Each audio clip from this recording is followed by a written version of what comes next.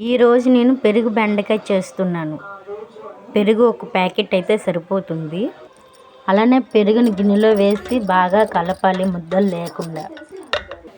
బెండకాయల్ని cut చేసి ఆయిల్లో బాగా రోస్ట్గా ఫ్రై చేయాలి. అలా ఫ్రై చేసిన బెండకాయలని తీసి పక్కన పెట్టుకోవాలి కాసేపు.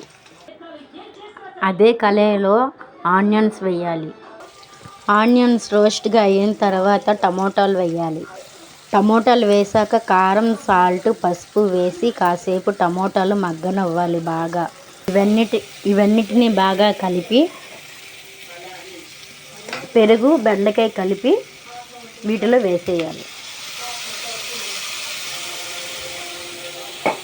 ఇలా వేసి కాసేపు బాగా మగ్గనివ్వాలి.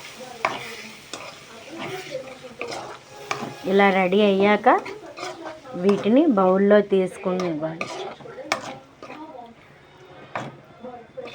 ఆల్మోస్ట్ ఫినిషింగ్కి వచ్చేసింది. ఒక 2 minutes పెరుగు కాస్త దగ్గర పడే అంతవరకు వేడి చేసుకొని వీటిలో లైట్ ఆనియన్స్, కొత్తిమీర లైట్గా వేసి రైస్లో కలుపుకొని తింటే చాలా టేస్టీగా ఉంటుంది. చపాతీతో తినచ్చు అండ్ రైస్తో తినచ్చు. మనకి ఎలా అయినా నచ్చినట్లు తినచ్చు. మనం చెప్పే విధంగా పెరుగు బెండకాయ curry ready almost. Okay, thank you. ఇలాంటి మరెన్నో కావాలి అని కోరుకునే వాళ్ళు లైక్ అండ్ షేర్ చేయండి, సబ్స్క్రైబ్ చేయండి.